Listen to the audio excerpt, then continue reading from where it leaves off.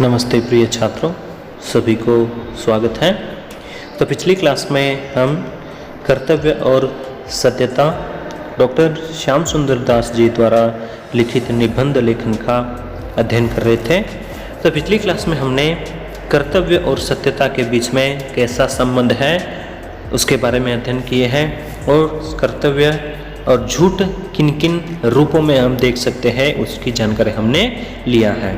तो जो कर्तव्य पालन से सत्यता दोनों के बीच में बहुत ही बड़ा घनिष्ठ संबंध होता है और सभी लोगों को, सभी पाठकों को लेखक यहाँ पर कहना चाहते हैं कि सत्यता को ही हमें सबसे ऊंचा स्थान देना चाहिए, क्योंकि सत्यता ही सबसे ऊंचा स्थान जब प्राप्त कर लेगी तब हमारे कर्तव्य सही रूप से हो जाएंगे। और जो हमारे मन में जो झूठ उत्पन्न होता है तो उस झूठ की उत्पत्ति के प्रमुख कारण होते हैं पाप, कुटिलता और कायरता। तो पाप, कुटिलता और कायरता के कारण ही हमारे मन में झूठ की उत्पत्ति होती है। और उसके बाद यहाँ पर फिर आगे लेकर कहते हैं कि जो झूठ के कई रूपों को हम देख सकते हैं कि जैसे चुप रहना हो, किसी बात को बढ़ाकर कहना, किसी बात को छिपाना, भेद बदलना, झूठ मूठ दूसरों के साथ हाँ में हाँ मिलाना, प्रतिज्ञा करके उसे पूरा न करना और सत्य को न बोलना, यह सभी क्या है, झूठ के अनेक रूप माने जाते हैं। कि जो लोग इस प्रकार से झूठ के रूपों को अपनाते हैं उन लोगों के कारण ही इस संसार में पूरे समाज का नष्ट होता है। ऐसे लोगों के कारण ही समाज में बहुत ही बुरे रूप में बर्ताव होता है। और ऐसे जो झूठ मूठ बोलने वाले लोग क्या कहते हैं, अपने आप को ही सर्वश्रेष्ठ मानते हैं और वो बाद में जाकर कहते हैं कि देखो हमने कैसे सभी लोगों को मूर्ख बना दिया। लेकिन वास्तव में सही रूप से वे ही मूर्ख बन जाते हैं, क्योंकि जब इस समाज में उनका पोल खुल जाता है, उनके झूठ का पर्दाफाश हो जाता है, तब वे लोग जो यहाँ पर झूठ बता रहे थे वे सभी लोगों का पर्दाफाश हो जाने के कारण वे समाज में नफरत की भावना से देखे जाते हैं। उसी कारण यहाँ पर झूठ नहीं बोलना चाहिए, यह लेखक कहे हैं। तो अगली क्लास आज की अवधि में हम आगे बढ़ेंगे। तो कुछ लोग ऐसे भी होते हैं जो अपने में किसी गुण के न रहने पर भी गुणवान बनना चाहते हैं। जैसे यदि कोई पुरुष कविता करना न जानता हो पर वह अपना ढंग ऐसा बनाए रहे जिससे लोग समझे कि यह कविता करना जानता है, तो यह कविता का आडंबर रखने वाला मनुष्य झूठा है। और फिर वह अपने भेष का निर्वाह पूरी रीति से न कर सकने पर दुख सहता है और अंत में भेद खुल जाने पर सब लोगों की आंखों में झूठा और नीच गिना जाता है। परंतु जो मनुष्य सत्य बोलता है वह आडंबर से दूर भागता है और उसे दिखावा नहीं रुचता है। उसे तो इसी में बड़ा संतोष और आनंद होता है कि सत्यता के साथ कर्तव्य पालन कर सकता है। तो देखिए यहाँ पर कुछ लोग ऐसे भी होते हैं कि जो अपने में किसी गुण के न रहने पर भी गुणवान बनना चाहते हैं। तो हम इस समाज में बहुत सारे ऐसे लोगों को देखते हैं कि उनके पास ज्ञान ही नहीं रहता है, उस व्यक्ति के पास गुण ही नहीं रहता है। तो गुण अथवा ज्ञान न रहने के बावजूद भी वे अपने आप को बहुत ही गुणवान बनना चाहते हैं, अपने आप को साबित करना चाहते हैं कि मैं बहुत ही ज्ञानी हूँ और मैं बड़ा गुणवान हूँ। तो दिखावे के रूप में कुछ लोग ऐसे होते हैं कि उनके अंदर, उनके हृदय में अच्छे गुण न रहने के बावजूद भी वे अपने आप को गुणशाली, गुणवान बनाने की कोशिश करते हैं। जैसे यदि कोई पुरुष कविता करना न जानता हो पर वह अपना ढंग ऐसा बनाए रहे जिससे लोग समझे कि यह कविता करना जानता है।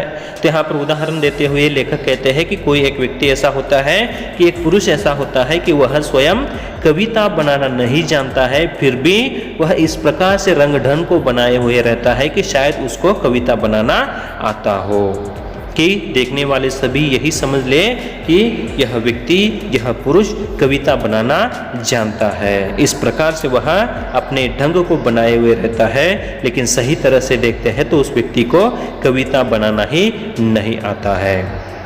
जब उसको कविता बनाना नहीं आता है तो सभी लोग यही समझ लेते हैं कि इसको कविता बनाना नहीं आता है। कब आता है? जब उसके झूठ का पर्दाफाश हो जाता है, तब ऐसा बर्ताव होता है। इसलिए कि कोई एक पुरुष ऐसा होता है कि वह कविता करना नहीं जानता है, पर वह अपना ढंग ऐसे बनाए रखता है कि जिससे सभी लोग समझ ले कि इस पुरुष को कविता बनाना आता है।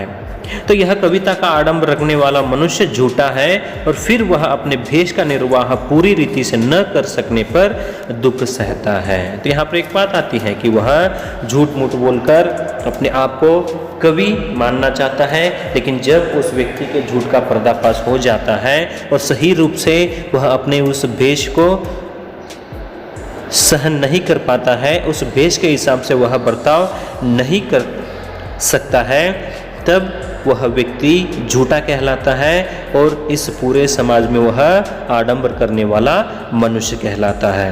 तो जब उसका झूठ का पर्दाफाश हो जाता है तब वह व्यक्ति बहुत ही दुखी हो जाता है, क्योंकि उसने पहले ही बता दिया था कि ऐसा रंग ढंग बना लिया था कि मैं स्वयं कविता बनाता हूँ। लेकिन जब एक कवि के जीवन में रहने वाले जो गुण स्वभाव अगर उस व्यक्ति में नहीं पाया जाता है तो वह व्यक्ति घृणा के पात्र बन जाता है और अंत में भेद खुल जाने पर सब लोगों की आंखों में झूठा और नीच गिना जाता है। तो देखिए यहाँ पर जब झूठ का पर्दाफाश हो जाने के बाद वह व्यक्ति जो यहाँ पर झूठ मूठ बताकर अपने आप को कवि की भावना से संबोधित करना चाहता है, उस व्यक्ति का पर्दाफाश हो जाने के बाद वह व्यक्ति इस पूरे समाज में और लोगों की दृष्टि में झूठा और नीचा गिना जाता है।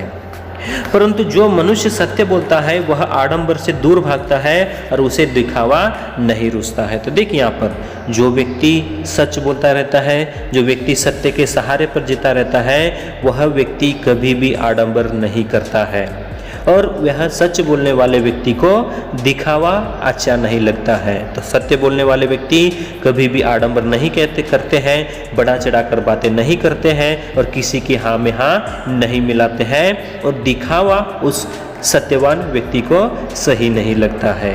इसलिए यहाँ पर लेखक भी कहते हैं कि जो मनुष्य सत्य बोलता है वह मनुष्य आडंबर से दूर भागता है, यानी आडंबर उसको सही नहीं लगता है, तो ऐसे आडंबर न बनाने के सिवाय वह वहाँ से भाग जाता है।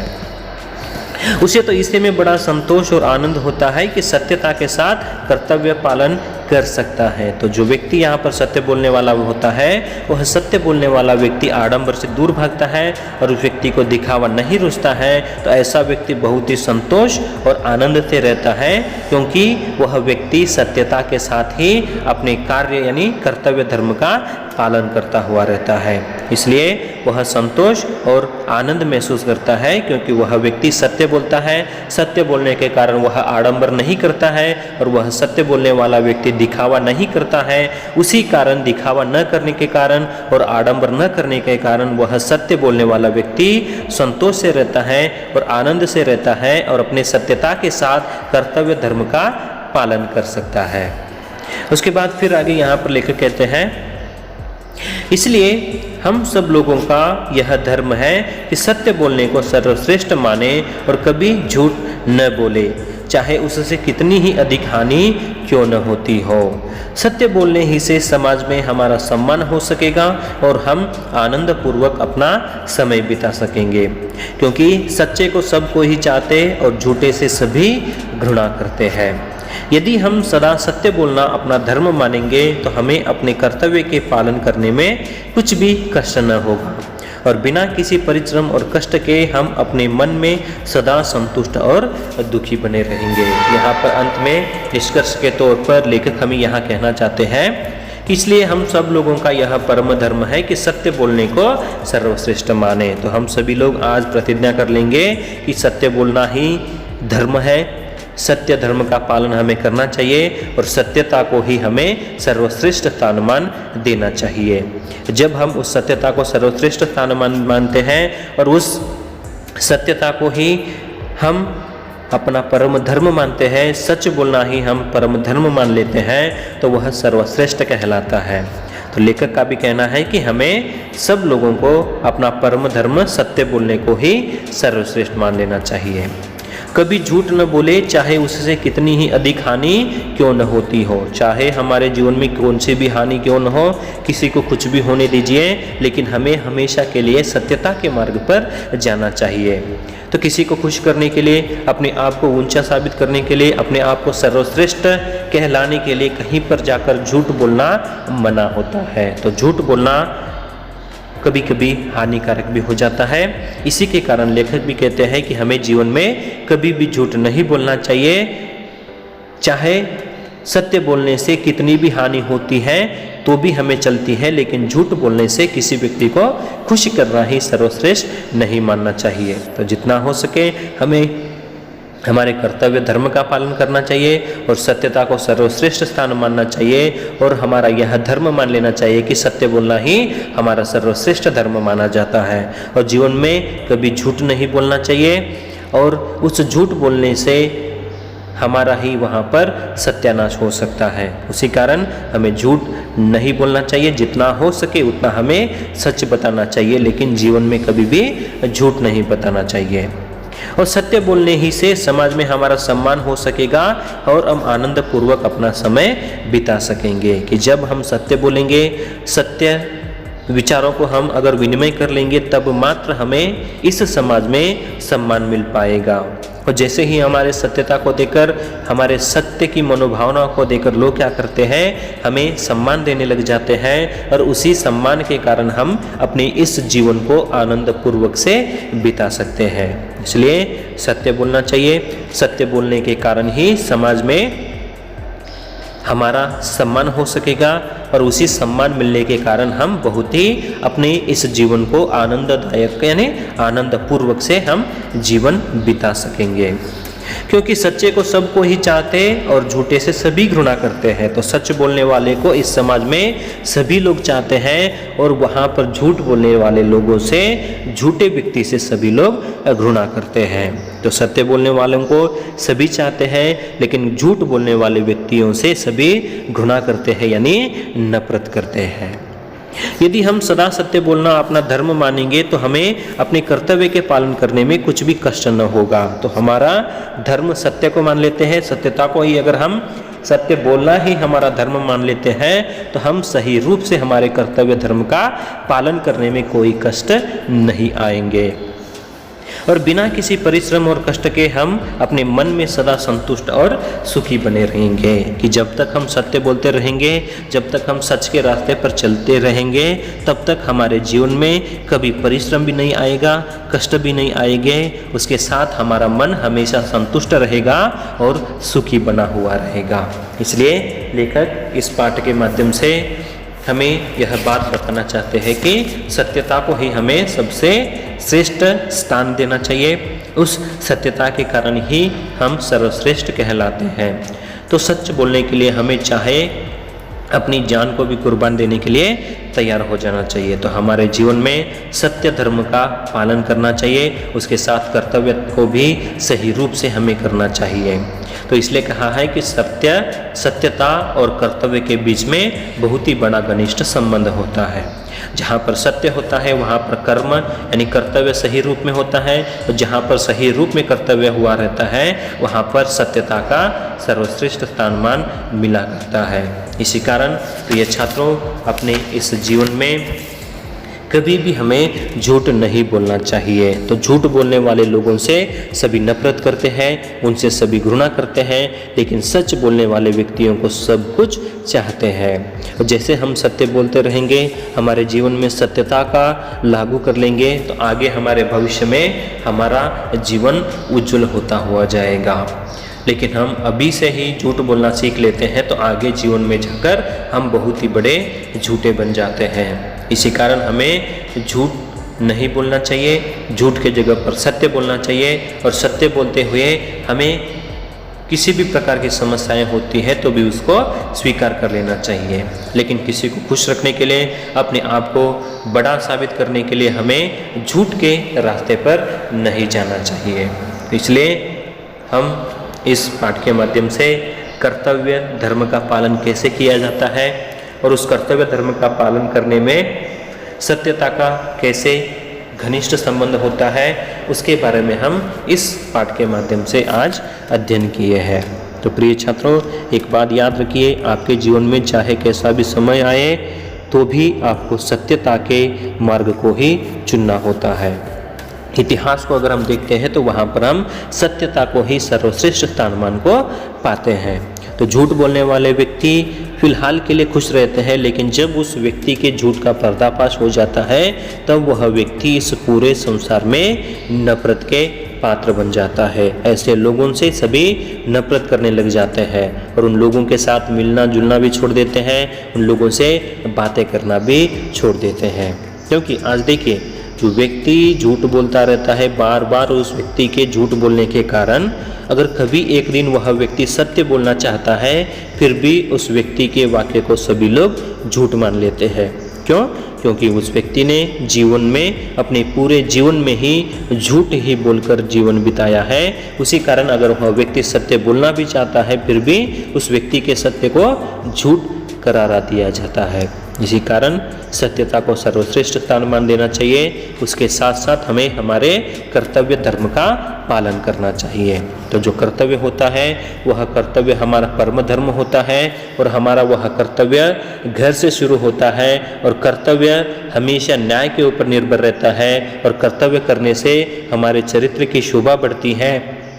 और इस कर्तव्य धर्म का पालन करते समय जब भी हम नए कार्य को करने के लिए जाते हैं तो उस समय में बहुत सारी ऐसी बाधाएं आती हैं, जैसे चित्त की चंचलता हो, उद्देश्य की अस्थिरता हो और मन की निर्बलता के समान बहुत सारी ऐसी समस्याएं आकर हमें सताती रहती हैं। और ज़्यादा देर तक हम अगर दुविधा में पड़े रहते हैं तो हमें स्वार्थपरता आकर घेर लेती है और इस पूरे समाज में झूठ बोलने का परिणाम बहुत ही बुरा होता है और हमें हमेशा के लिए सत्यता को ही सबसे ऊंचा स्थान देना चाहिए। और जो मनुष्य सत्य बोलता है वह सत्य बोलने वाला मनुष्य आडंबर से दूर भागता है, क्योंकि उस व्यक्ति को दिखावा नहीं रुचता है। तो जो व्यक्ति आडंबर से दूर भागता है, वह आडंबर से दूर भागने वाला व्यक्ति सत्यता के मार्ग को चुन लेने के कारण अपने जीवन में हमेशा संतोष से रहता है और बहुत ही आनंद पूर्वक अपना जीवन बिताता रहता है। इसलिए इस पूरे समाज में सच्चे व्यक्ति को सभी चाहते हैं, लेकिन झूठे व्यक्तियों से सभी घृणा करते रहते हैं। इस प्रकार यह पाठ का समाप्त हुआ। अब इसके आगे हम प्रश्नोत्तरों की चर्चा करेंगे। तो सबसे पहले इस पाठ में आए हुए 1 अंक के प्रश्नोत्तरों की हम चर्चा करेंगे।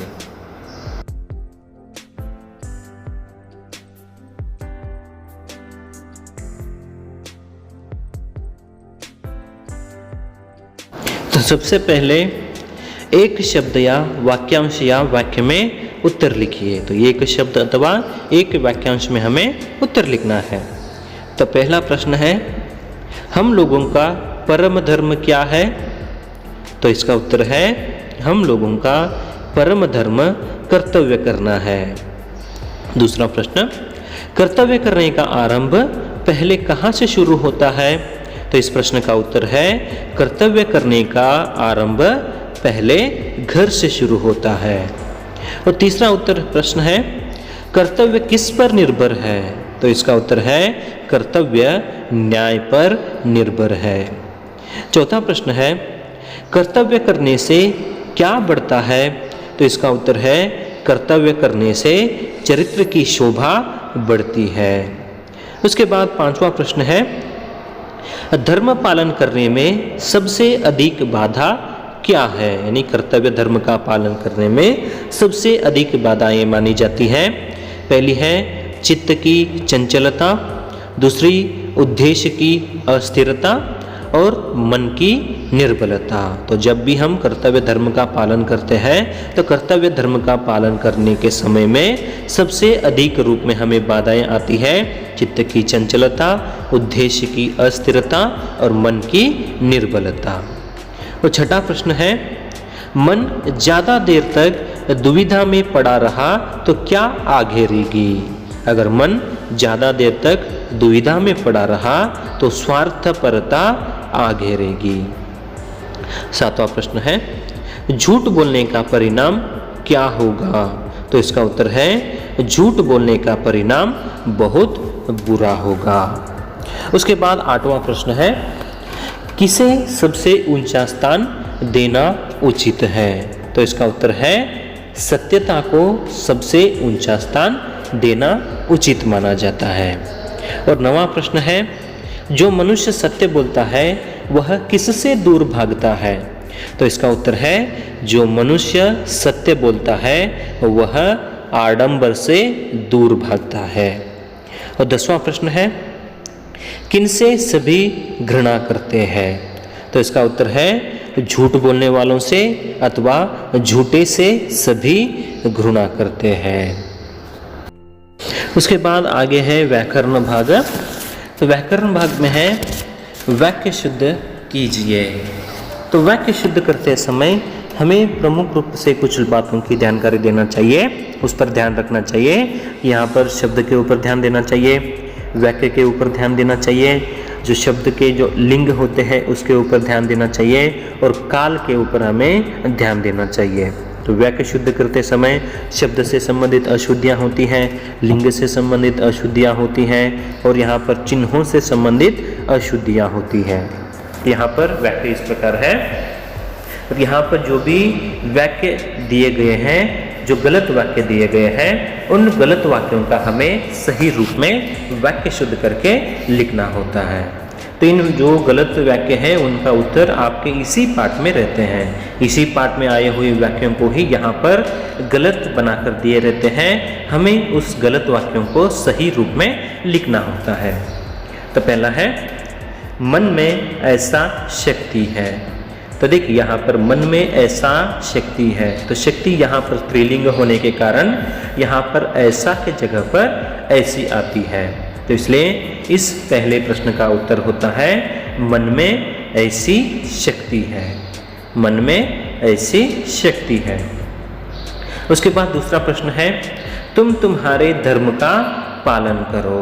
तो यहाँ पर तुम तुम्हारे धर्म का पालन करो, यह गलत वाक्य है। तो इस गलत वाक्य का सही रूप होता है तुम अपने धर्म का पालन करो। तुम अपने धर्म का पालन करो। उसके बाद तीसरा प्रश्न है, उसे दिखावा नहीं रुचती है। उसे दिखावा नहीं रुचती है। तो यहाँ पर रुचती गलत है, तो उसके जगह पर उत्तर आएगा उसे दिखावा नहीं रुचता है। उसे दिखावा नहीं रुचता है।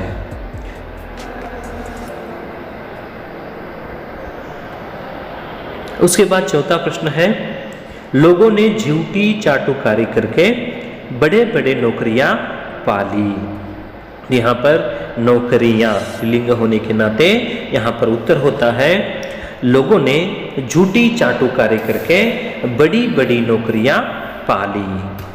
उसके बाद पांचवा प्रश्न है, मनुष्य के जीवन कर्तव्य से भरा पड़ा है। तो यहाँ पर उत्तर होगा मनुष्य का जीवन कर्तव्य से भरा पड़ा है। उसके बाद अगला प्रश्न है, कोष्टक में दिए गए उचित शब्दों से रिक्त स्थान भरिए। तो यहाँ पर रिक्त स्थानों की पूर्ति हमें उचित शब्दों से करना है। तो यहाँ पर उचित शब्दों को इनटू ब्रैकेट में दिए रहते हैं, उन्हीं शब्दों को हमें सही वाक्य के रिक्त स्थानों में भरकर पूर्ण करना है। तो यहाँ पर उत्तर दिए हैं सम्मान, घृणा, सत्य, कर्तव्य, प्रवृत्ति। तो इन उत्तरों को, इन शब्दों को हमें नीचे दिए हुए कोष्टक के नीचे दिए गए जो रिक्त स्थान है वहाँ पर हमें भरना होता है। तो पहला प्रश्न है, सच्चाई की ओर हमारी डैश झुकती है। तो यहाँ पर उत्तर आएगा प्रवृत्ति। तो वाक्य इस प्रकार से पूर्ण होता है, सच्चाई की ओर हमारी प्रवृत्ति झुकती है। उसके बाद दूसरा प्रश्न है, मनुष्य का परम धर्म डैश बोलना है। तो यहाँ पर सत्य शब्द जुड़ता है, उसके कारण वाक्य इस प्रकार से पूर्ण होता है, मनुष्य का परम धर्म सत्य बोलना है। उसके बाद तीसरा प्रश्न है, स्वार्थी लोग अपने डैश पर ध्यान नहीं देते। तो यहाँ पर कर्तव्य उचित शब्द जुड़ता है तो वाक्य पूर्ण होता है। स्वार्थी लोग अपने कर्तव्य पर ध्यान नहीं देते। उसके बाद चौथा प्रश्न है, कुत्सित लोगों से सभी डैश करते हैं। तो यहाँ पर घृणा शब्द जुड़ता है, उसके कारण वाक्य इस प्रकार पूर्ण होता है कि कुत्सित लोगों से सभी घृणा करते हैं। उसके बाद पांचवा प्रश्न है, सत्य बोलने से हमारा डैश होगा। तो उत्तर है सम्मान। तो सत्य बोलने से हमारा सम्मान होगा। उसके बाद आगे है, निम्नलिखित वाक्यों को सूचनानुसार बदलिए। तो यहाँ पर निम्नलिखित वाक्य दिए रहते हैं, उस निम्नलिखित वाक्यों को हमें सूचना दिया जाता है कि यहाँ कौन से काल में हमें बदलना है। तो यहाँ पर 3 वाक्य दिए रहते हैं, उन 3 वाक्यों को यहाँ पर तीनों कालों में विभाजित करने के लिए कहते हैं। तो यहाँ पर भविष्य काल में, भूतकाल में और वर्तमान काल में बदलने के लिए कहते हैं। तो एक एक वाक्य को किस काल में बदलना है उसकी सूचना हमें पहले ही दी जाती है। तो सबसे पहले हमें यहाँ पर वाक्य को पढ़ते समय जो दिया हुआ वाक्य कौन से काल में है उसके बारे में ध्यान रखना है। उसके बाद हमें किस काल में बदलने के लिए कहते हैं उस पर हमें ध्यान देना है और उसी काल में हमें बदलना है। तो देखेंगे यहाँ पर पहला प्रश्न है, झूठे से सभी घृणा करते हैं। तो यह वर्तमान काल का है। तो याद रखिए हिंदी में काल 3 है, भूतकाल, वर्तमान काल, भविष्यत काल। भूतकाल के लिए पहचान सकते हैं हम था, थे, थी अथवा ने प्रत्यय जुड़ने से या, ये, ई। उसके बाद वर्तमान काल है तो वर्तमान काल के लिए है जुड़ता है। उसके बाद भविष्यत काल के लिए गा, गे, गी अथवा होने वाला है, होने वाली है, होने वाले हैं। तो भूतकाल यानी समय बीत चुका है, वर्तमान काल यानी घटना यानी कार्य चल रहा है, भविष्यत काल यानी कार्य आगे होने वाला है। ठीक है, तो याद रखिए। तो पहला प्रश्न है, झूठे से सभी घृणा करते हैं, यह वर्तमान काल का है। हमें यहाँ पर भविष्यत काल में बदलने के लिए कहते हैं तो उसका उत्तर होता है झूठे से सभी घृणा करेंगे। तो दूसरा प्रश्न है, वह मेरी किताब की चोरी करता है। तो यह वर्तमान काल का है, इसे हमें भूतकाल में बदलने के लिए कहते हैं तो उत्तर होता है उसने मेरी किताब की चोरी की थी। उसने मेरी किताब की चोरी की थी। उसके बाद तीसरा प्रश्न है, हमारा जीवन सदा अनेक कार्यों में व्यस्त रहेगा। तो यह भूतकाल का वाक्य है, भविष्यत काल का वाक्य है, तो इसे हमें वर्तमान काल में बदलना है। तो उत्तर होगा हमारा जीवन सदा अनेक कार्यों में व्यस्त है अथवा हमारा जीवन सदा अनेक कार्यों में व्यस्त रहता है।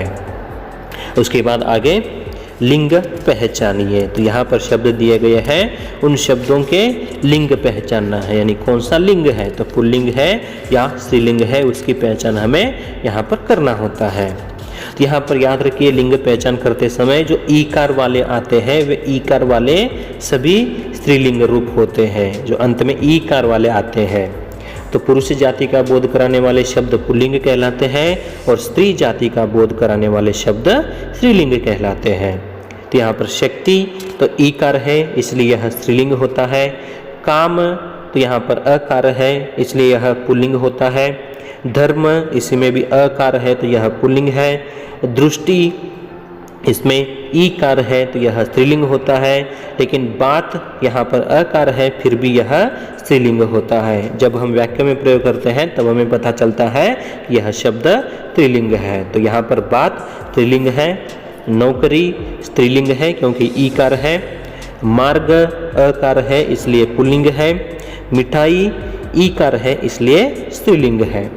उसके बाद अगला प्रश्न है, निम्नलिखित शब्दों के साथ उपसर्ग जोड़कर नए शब्दों का निर्माण कीजिए। तो पिछले क्लास में मैंने बता दिया आप लोगों को कि उपसर्ग कैसे जोड़ा जाता है, उपसर्ग जोड़कर कैसे लिखा जाता है उसके बारे में मैंने तो बता दिया है, लेकिन फिर एक बार बता देता हूँ कि उपसर्ग किसे कहते हैं। उपसर्ग यानी उपसर्ग का अर्थ होता है शब्द से पहले जुड़कर उस शब्द के अर्थ को बदल देने वाले शब्दांश को ही उपसर्ग कहते हैं। तो मान लीजिए कि यहाँ पर चरित्र है, तो चरित्र यह एक मूल शब्द है। तो इस शब्द से पहले यानी चरित्र के पहले जुड़ता है, वह जुड़ने के बाद उस शब्द का अर्थ ही बदल देता है, उसी को हम उपसर्ग कहते हैं। तो यहाँ पर शब्द दिए, आप लोगों को परीक्षा में भी ऐसे ही शब्द आते हैं कि आपको शब्द देते हैं और उसके साथ उपसर्ग जोड़कर लिखने के लिए कहते हैं, अथवा उपसर्ग जोड़े हुए शब्दों को ही देते हैं और उसमें से उपसर्ग अलग कर कर लिखने के लिए कहते हैं। तो लेकिन यहाँ पर हमें उपसर्ग जोड़कर लिखने के लिए बताए हैं। तो देखेंगे, चरित्र, स्वार्थ, धर्म, मान, सत्य, इस प्रकार से यहाँ शब्द दिए हैं और हमें यहाँ पर सूचना दी है कि उपसर्ग जोड़कर हमें लिखना है। तो यहाँ पर चरित्र के साथ सु उपसर्ग जुड़ता है तो सुचरित्र होता है, और उसी चरित्र के साथ सु उपसर्ग जुड़ गया तो सुचरित्र हुआ। और दूसरा शब्द है स्वार्थ, तो स्वार्थ के साथ नि उपसर्ग जुड़ने से निस्वार्थ हो जाता है। उसके बाद धर्म शब्द के साथ अ उपसर्ग जुड़ने से अधर्म होता है, और मान शब्द के साथ अप जुड़ने से अपमान होता है, अथवा उप जुड़ने से उपमान होता है। उसके बाद सत्य शब्द के साथ अ उपसर्ग जुड़ जाने से असत्य हो जाता है। तो यहाँ पर उपसर्ग जोड़कर लिखने के लिए कहते हैं, तो इसी के अनुसार हमें लिखना है। तो पहले उपसर्ग लिखना है, उसके बाद जो शब्द दिया है उसको लिखना है, बाद में दोनों मिलाकर लिखना है। तो सु प्लस चरित्र सुचरित्र हुआ, नि प्लस स्वार्थ निस्वार्थ हुआ, अ प्लस धर्म अधर्म हुआ, अप प्लस मान अपमान हुआ, अ प्लस सत्य असत्य हुआ। उसके बाद अगला प्रश्न है, निम्नलिखित शब्दों में से प्रत्यय अलग कर कर लिखिए। तो प्रत्यय किसे कहते हैं कि प्रत्यय शब्द के बाद में जुड़ने वाले यानी शब्द के अंत में जुड़ने वाले जो शब्दांश होते हैं उसी को प्रत्यय कहते हैं। तो यहाँ पर प्रत्यय जुड़े हुए शब्दों को ही दिए हैं और उनमें से हमें प्रत्यय अलग करके लिखने के लिए कहते हैं। तो यहाँ पर शब्द इस प्रकार है, सत्यता, अस्थिरता, चंचलता, मनुष्यता, आवश्यकता, कायरता। तो यहाँ पर एक बात का ध्यान रखिए कि जो अंत में जो भी ता वाले शब्द रहते हैं, जैसे कि सत्यता, अस्थिरता, चंचलता, मनुष्यता, आवश्यकता, कायरता, तो ऐसे अंत में ता जिन शब्दों के साथ जुड़े रहते हैं वहाँ पर ता मात्र प्रत्यय होता है। इसलिए यहाँ पर ध्यान दीजिए, अंत में ता शब्द जुड़े हुए जो भी शब्द रहते हैं उसमें से ता प्रत्यय उतना ही अलग होता है। तो देखेंगे यहाँ पर सत्यता, तो इसमें सत्य मूल शब्द है और ता प्रत्यय है। तो प्रत्यय अलग कर लिखने के लिए कहते हैं, तो हमें ऐसा ही लिखना है, सत्य प्लस ता। तो सत्य यहाँ पर मूल शब्द हो गया तो उसमें से ता प्रत्यय बन गया। उसके बाद अस्थिरता, तो यहाँ पर अस्थिर मूल शब्द है और ता प्रत्यय है। बाद में चंचलता, इसमें चंचल मूल शब्द है और ता प्रत्यय है। बाद में मनुष्यता, इसमें मनुष्य मूल शब्द है और ता प्रत्यय है। बाद में आवश्यकता, इसमें आवश्यक मूल शब्द है और ता प्रत्यय है। उसके बाद कायरता, इसमें कायर मूल शब्द है और ता प्रत्यय है। उसके बाद अन्य वचन रूप लिखिए। अन्य वचन यानी एक वचन और बहुवचन। अगर शब्दों की संख्या एक होती है तो एक वचन, अथवा एक से ज़्यादा होती है तो बहुवचन। यहाँ पर अन्य वचन रूप लिखने के लिए कहते हैं, तो सबसे पहले आपको यहाँ पर इस बात का ध्यान रखना चाहिए कि दिया हुआ शब्द एक वचन है या बहुवचन है। अगर दिया हुआ शब्द एक वचन रहता है तो हमें बहुवचन में बदलना है, और बहुवचन शब्द दिया है तो हमें एक वचन में लिखना होता है। तो देखेंगे यहाँ पर नौकरी, इसका अन्य वचन रूप होता है नौकरियाँ। स्त्री, इसका अन्य वचन है स्त्रियाँ। और रीति, इसका अन्य वचन है रीतियाँ। वस्तु, इसका अन्य वचन है वस्तुएं। और आज्ञा, इसका अन्य वचन है आज्ञाएं। उसके बाद अगला प्रश्न है, विलोम शब्द लिखिए। विलोम शब्द यानी ऑपोजिट वर्ड्स। यहाँ पर शब्द दिए हैं प्रारंभ, सत्य, धर्म, उन्नति, सफल, ऊंचा, अच्छा, आदर, निर्बल और स्थिर। तो इनका हम विलोम शब्द लिखेंगे। प्रारंभ इसका विलोम शब्द है अंत, सत्य इसका विलोम शब्द है असत्य, धर्म इसका विलोम शब्द है अधर्म, उन्नति इसका विलोम शब्द है अवनति, सफल इसका विलोम शब्द असफल, ऊंचा इसका विलोम शब्द है नीचा, अच्छा इसका विलोम शब्द है बुरा, आदर इसका विलोम शब्द है अनादर, निर्बल इसका विलोम शब्द है सबल, स्थिर इसका विलोम शब्द है अस्थिर। प्रिय छात्रों, इस प्रकार हमने कर्तव्य और सत्यता पाठ का सफलतापूर्वक अध्ययन किए हैं और इस पाठ के माध्यम से कर्तव्य और सत्यता के प्रति हमें कैसे जागरूक होना है और हमारे इस जीवन में कर्तव्य और सत्यता को किस प्रकार से लागू करना है और कर्तव्य करते समय हमें किस प्रकार से कर्तव्य का पालन करना है और सत्यता के साथ कैसे हमें कर्तव्य का पालन करना है, उसके बारे में हमें इस पाठ के माध्यम से डॉक्टर श्याम सुंदर दास जी अपने विचारों को प्रस्तुत किए हैं। धन्यवाद।